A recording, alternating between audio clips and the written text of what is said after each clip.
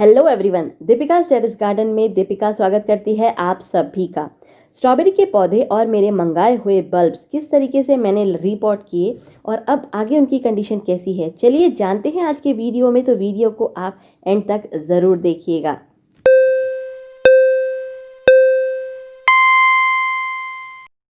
कुलदीप जी से मंगाए थे मैंने रनन कलर्स के बल्ब्स, फ्रेशिया और हाइसिंथ उन्होंने मुझे गिफ्ट में भेजा था। इन सभी बल्ब्स को अब मैं लगाने वाली हूँ। वीडियो लेट अपलोड कर रही हूँ गाइस, क्योंकि मैं जब तक कुछ रिजल्ट ना मिल जाए तब तक वीडियो अपलोड नहीं करना चाहती थी।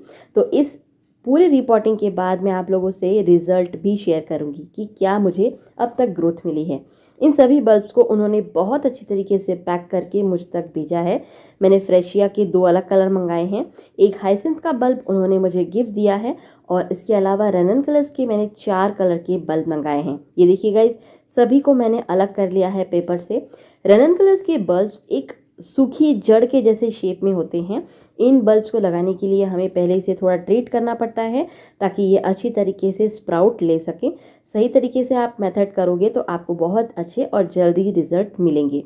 फ्रेशिया और हाइसिंथ के बल्ब तो नॉर्मल ही हैं, इनमें सभी में कुछ बल्ब्स में अच्छे स्प्राउट आ चुके हैं। गाइस, रनन कलर्स के बल्ब्स को सबसे पहले पानी में भिगाना होता है। यहाँ पर मैंने एक गिलास में साफ ताज़ा पानी लिया है और इन चारों बल्ब्स को मैं डायरेक्ट इसमें डाल दूंगी 3 से 4 घंटे के लिए। इससे ज़्यादा हमको भिगाना नहीं है।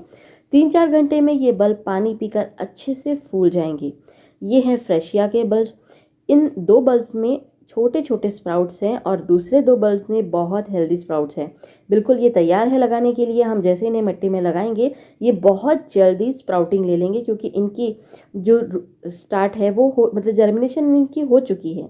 हाइसिंथ के साथ भी यही बात है। ये देखिए, इनमें शूट डेवलप होना शुरू हो चुके हैं जबकि नीचे कोई रूट नहीं है। क्योंकि मौसम ठंडा है तो ये चीज़ कॉमन है हाइसिंथ और सभी बल्ब्स के लिए। तो इन्हें मिट्टी में जल्द से मतलब हम डायरेक्ट लगा सकते हैं, इन्हें भिगाने की ज़रूरत नहीं है। 3 से 4 घंटे के बाद मैं इन बल्ब्स को इसमें से निकाल कर एक पेपर टॉवेल पर, टिश्यू पेपर पर रख दूंगी। और चलिए तब तक मैं आप लोगों से शेयर करती हूँ मेरे स्ट्रॉबेरी के पौधे मैं किस तरीके से लगा रही हूँ। आप लोगों को ध्यान होगा ना, इस प्लास्टिक में मैंने थोड़ी सी वाटरिंग कर दी थी। ये वही पौधे हैं। इनमें से जो पैक होकर आए थे शुरुआत के 1-2 पत्ते जो हैं वो थोड़े से डैमेज हो चुके हैं, मतलब ख़राब हो गए हैं। वो पैक थे इसलिए, लेकिन न्यू ग्रोथ शुरू हो गई है। नए नए पत्ते बहुत अच्छे से डेवलप हो रहे हैं। अब मैंने इस दौरान क्या किया, आप लोगों को पता होगा कि मैं हमेशा पौधा लगाने के लिए हेल्दी मिट्टी बनाती हूँ। और ये कंटेनर, पाइप वाला ये कंटेनर तो आप लोगों को याद होगा, पिछले साल मैंने इसे बनाया है और कैसे बनाया है इसका वीडियो भी रेडी किया था।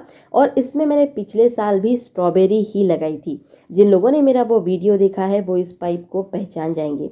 समर में मैंने इसमें विनका लगा दिया था और अब इसे खाली कर लिया है ताकि मैं फिर से स्ट्रॉबेरी की सप्लिंग्स उसमें लगा सकूं। अब चलिए बात करती हूँ मिट्टी की। मैं हमेशा हर चीज़ को लगाने के लिए मिट्टी तैयार करके उसे 2 से 3 दिन की रेस्टिंग पीरियड के लिए छोड़ देती हूँ और उसके बाद अपने पौधों को उसमें शिफ्ट करती हूँ। गोबर की खाद बहुत अच्छे से सड़ी हुई, सैंड और मिट्टी, गार्डन की मिट्टी, इन सबको अच्छे से मिक्स करके इसमें मैंने फंगीसाइड के लिए मिलाई है थोड़ी सी राख, जो लकड़ी की होती है राख, उसको। और इन चारों चीज़ों को अच्छी तरीके से मिक्स करके मैंने इसे पानी से भिगा दिया था और अपने टेरेस के हिस्से में ढेर बनाकर छोड़ दिया था। यहाँ पर छाँव बनी रहती है, बिल्कुल धूप नहीं आती। 3 दिन हो चुके हैं, ये मिट्टी मेरी पूरी तरीके से अब तैयार है। आप लोगों को मैंने हमेशा कहा है, किसी भी पौधे को लगाने के लिए मिट्टी को बनाकर छोड़ दीजिए और उसके 2 दिनों बाद उसे उसमें लगाइए। बैक्टीरिया एक्टिव हो जाते हैं और मिट्टी पूरी तरीके से ठंडी और तैयार होती है पौधे लगाने के लिए।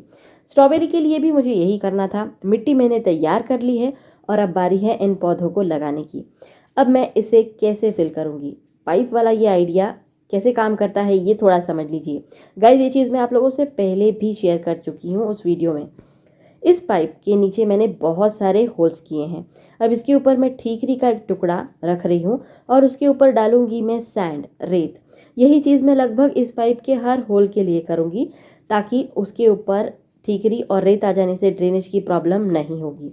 इसके बाद मैं डायरेक्ट इसमें पहले तो मिट्टी भर दूंगी। पौधे लगाने से पहले मैं अच्छी तरीके से टैप करते हुए इस पूरे पाइप में, ये देखिए, भर ली है मैंने पूरी मिट्टी। अब मिट्टी भर जाने के बाद बारी है हमें पौधे लगाने की। हमारी सतह तैयार है। इस सतह पर अब हमें पौधे फिक्स करना है। आप यही चीज़ अपने कंटेनर के साथ करेंगी। आपको ठीकरी लगानी है, उस पर सैंड डालनी है ताकि ड्रेनेज अच्छा हो, और मिट्टी भरने के बाद पहले हम पौधा लगाएंगे। और पौधा कैसे लगाना है ये चीज़ देख लीजिए। स्ट्रॉबेरी की ये सभी प्लांट बहुत हेल्दी हैं। पानी मैंने डाला था, इसके बाद कोकोपीट में इनकी देखिए बहुत सारी न्यू जड़ें बनना शुरू हो गई है। इन्होंने ये पोस्टेज का शॉक भी बर्दाश्त कर लिया और इसमें से वाइट कलर की छोटी छोटी रूट्स डेवलप हो रही हैं। अब गाइस इस पौधे की अगर मैं बात करूं तो इसकी सूखी पत्तियां तो मैं हटा दूंगी। जो पत्तियां डैमेज हो रही हैं, पुरानी हैं, उन्हें मैं कट कर दूंगी ताकि उनको पोषण देने का स्ट्रेस प्लांट पर ना पड़े, वो मिट्टी में जल्दी से सेट हो जाए। अब करना क्या है, स्ट्रॉबेरी के पौधे पर क्राउन होता है जहाँ से ये पौधा ग्रो होता है। ये वो हिस्सा होता है जो सबसे ज़्यादा सेंसिटिव होता है। इस क्राउन वाले हिस्से से नीचे जितनी जड़ें हैं, हमें उतनी सारी जड़ों को मिट्टी के अंदर दबाना है। क्राउन मिट्टी के अंदर नहीं जाना चाहिए, इस बात का हमें ध्यान रखना है। ये ऊपर का पोर्शन यहाँ से यहाँ तक का पूरा क्राउन का हिस्सा होता है। यहीं से फ्रूट की स्टेम, रनर्स, न्यू लीफ सब कुछ डेवलप होता है। अगर ये मिट्टी में चला गया तो ये तुरंत सड़ जाएगा और आपका प्लांट डेड हो जाएगा। स्ट्रॉबेरी के मामले में इस बात को ध्यान रखना बहुत ज़रूरी है कि आप जड़ों को मिट्टी के अंदर दबाएं, क्राउन को बिल्कुल भी नहीं। चलिए अब मैं इस पौधे को मिट्टी के अंदर लगा रही हूँ और आप प्रोसेस देखिए मैं कैसे लगा रही हूँ। मैंने जड़ों को थोड़ा सा फैला दिया है चारों तरफ से, और इसके मिट्टी के ऊपर इसको मैंने सेट करके आजू बाजू इसमें हल्की हल्की मिट्टी को भर देना है। इस चीज़ के दौरान मैं इस बात का ध्यान रखूँगी कि मेरे इस कंटेनर में मिट्टी एक सतह में बैठे, पूरी एक लेवल के साथ बने और जड़ें जो हैं आसानी से मिट्टी के अंदर चली जाए। स्टेप बाय स्टेप ये प्रोसेस मैं सभी पौधों के लिए करूँगी। इस पाइप के अंदर पूरे 6 ब्लॉक्स मैंने बनाए थे और 6 पौधे इस कंटेनर में बहुत आसानी से लग जाएंगे। अच्छी तरीके से मिट्टी भर देने के बाद हम इसे थोड़ा टैप करेंगे। ये देखिए मैंने सब चीज़ कर ली है और आप लोगों को दिखा रही हूँ। मिट्टी भर दी है, सारे पौधे सेट कर दिए हैं, टैप भी कर दिया है। ये पूरे पौधे एक सतह में तैयार हैं। अब मैं इन्हें थोड़ा थोड़ा करके पानी दे दूँगी और अगले 2 से 3 दिनों के लिए मेरा ये पाइप वाला कंटेनर शेड में रहेगा, क्योंकि पौधे पहले से ही स्ट्रेस में हैं। ऐसे में इन्हें थोड़ा रेस्ट देना बहुत ज़रूरी है। अब बारी है बल्ब्स को लगाने की। गाइस ये देखिए रननकलस के ये बल्ब मैंने 3 से 4 घंटे तक ही पानी में रहने दिए थे। उसके बाद इनको बाहर निकाल कर इस पेपर टॉवेल पर रख दिया था ताकि इनके अंदर मौजूद एक्स्ट्रा नमी निकल जाए और ये थोड़े से हल्के से हवा लगने की वजह से हल्के से ड्राई हो जाए। इनकी नमी पूरी तरीके से नहीं निकली है, बस इनके ऊपर ज़रूरत से ज़्यादा पानी न ठहरे। ये देखिए आपको दिख रहा होगा जड़ें पूरी फूल गई हैं। जो रननकलस की मैंने पानी में भिगाई थी उसके पहले एकदम सूखी हुई थी और अब एकदम अच्छे से पानी पीकर फूल कर तैयार है। इस तरीके से लगाने से रननकुलस बहुत जल्दी मिट्टी में एक्टिव होता है। अब यहाँ पर मैं किन कंटेनर्स को ले रही हूँ आप थोड़ा ध्यान दीजिए। कुछ प्लास्टिक के कंटेनर्स और कुछ मिट्टी के गमले मैंने लिए हैं। जो मेरे पास अवेलेबल है मैं उसी में पौधे लगाने वाली हूँ। आप भी अपने चॉइस के हिसाब से कंटेनर्स ले सकते हैं। बहुत बड़े बड़े कंटेनर्स की हमें ज़रूरत नहीं है। हम बल्ब्स लगा रहे हैं जिनके लिए 6 इंच से लेकर 12 इंच तक के गमले आप इस्तेमाल कर सकते हैं। मैं 2-2 और 1-1 बल्ब लगा रही हूँ, तो मैंने 6 इंच के प्लास्टिक के गमले और 10 इंच के ये मिट्टी के गमले चूज़ किए हैं। अब बारी आती है मिट्टी की। अगर आपने मेरे पहले कुछ बल्ब्स लगाने के एपिसोड्स देखे हैं तो आप लोगों ने देखा होगा मैं मिट्टी को ज़्यादातर लाइट वेट बनाती हूँ। मैं यहाँ पर ऊपर मेंशन कर रही हूँ मैंने क्या क्या कंटेंट मिक्स किया है। सैंड कंपलसरी लेना है आपको। और बल्ब के लिए मिट्टी तैयार करते वक्त गाइज मैं गोबर की खाद का इस्तेमाल नहीं करती। मैं अक्सर वर्मी कंपोस्ट इस्तेमाल करती हूँ, वो भी गोबर की खाद से ही बनता है, पर वो अच्छी तरीके से डिकम्पोज्ड होता है। और बल्ब के मामले में हमें ऐसा मटेरियल लेना होता है जो उसे बिल्कुल भी सड़ाए ना। वर्मी कंपोस्ट इसके लिए बेस्ट होता है। राख मिलाकर मैंने मिट्टी तैयार की थी और ये देखिए मिट्टी मैंने कंटेनर में भर दी है। गाइस अब शाम होने वाली है और अंधेरा हो जाए उसके पहले मुझे ये बल्ब लगाने हैं, तो मैंने वीडियो को थोड़ा सा स्पीड कर दिया है। मिट्टी भर दी है कंटेनर्स में और मैं कुछ नहीं कर रही हूँ। इन बल्ब्स को इस मिट्टी में सिर्फ रख दूँगी, सिर्फ सेट कर दूँगी, हो गया। इसी तरीके से फ्रेशिया भी और रननकुलस भी। फ्रेशिया के ये जो स्प्राउटेड हो चुके हैं उनको हल्का सा डीप में मैं रखूँगी ताकि इनकी जो शूट हैं वो आराम से बाहर आ सके, ज़्यादा बल्ब बाहर ना रहे। बस हमें बहुत ज़्यादा गहराई में अपने बल्ब नहीं लगाने हैं क्योंकि हमें दिखना चाहिए कि बल्ब में फुटाव हो रहा है या नहीं। ऊपर से हम बाद में थोड़ी मिट्टी और खाद और मिला सकते हैं जैसे ही हमारे पौधे डेवलप हो जाएं। रननकुलस के लिए भी मैं यही चीज़ करने वाली हूँ। इसके बल्ब को मुझे बहुत ज़्यादा गहराई में नहीं लगाने हैं। इन बल्ब्स को भी मैं बहुत ज़्यादा डीप में नहीं लगाने वाली। मैंने कंटेनर को ऊपर से 1 से 1.5 इंच खाली रखा है, इसीलिए बाद में मिट्टी और कंपोस्ट इसमें ऐड किया जा सकता है। एक बार स्प्राउट अच्छे से डेवलप हो जाए उसके बाद आप भी यही चीज़ कर सकते हैं। अब मैं ये सब करने के बाद इन्हें हल्का सा वाटरिंग कर दूंगी। वाटरिंग करना उतना ही ज़रूरी है जितना इनकी नीड है। मिट्टी भीग जाए बस, उससे ज़्यादा नहीं। उसके बाद ये कंटेनर पूरी तरीके से शेड में रहेंगे, ठंडी जगह पर जहाँ धूप ना आए। जैसे ही इनमें फुटाव शुरू होगा मैं इन कंटेनर्स को उसके बाद धूप में शिफ्ट कर दूंगी। फुटाव आने से पहले इन्हें धूप में नहीं रखना है क्योंकि इससे हमारी जर्मिनेशन रेट पर फ़र्क पड़ सकता है।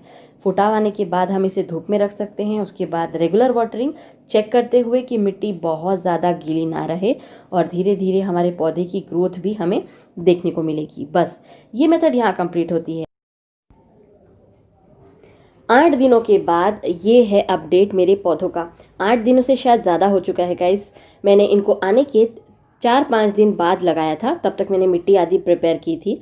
इस कंटेनर को शुरुआत के 2 से 3 दिनों तक मैंने शेड में रखा था और उसके बाद धूप में शिफ्ट कर दिया।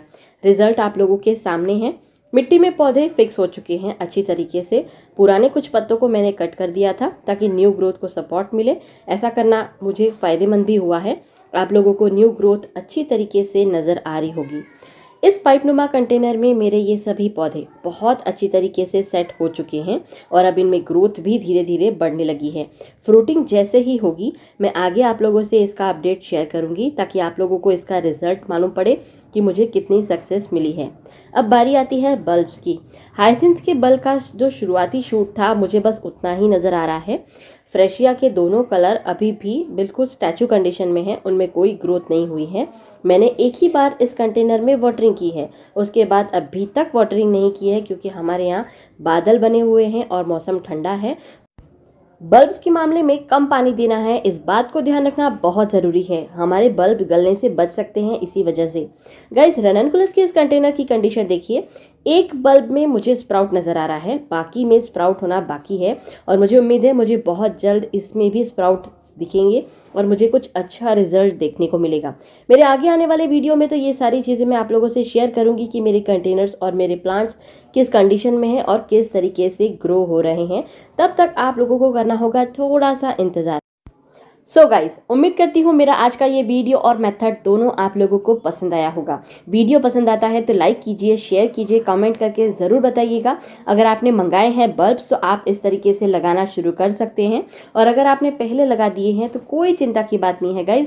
हमें करना है वेट। पानी कम दीजिएगा अपने पौधों को ताकि वो गलने से बच जाए और जैसे ही ग्रोथ हो आपके पौधों की उन्हें धूप में रखना ना भूले। आगे मैं क्या मेथड अपनाऊंगी वो भी आप लोगों से शेयर करूंगी। मुझे तब तक दीजिए इजाज़त एक नया वीडियो बनाने के लिए, आप सब लोगों से फिर से मिलने के लिए। Take care, bye bye, happy gardening.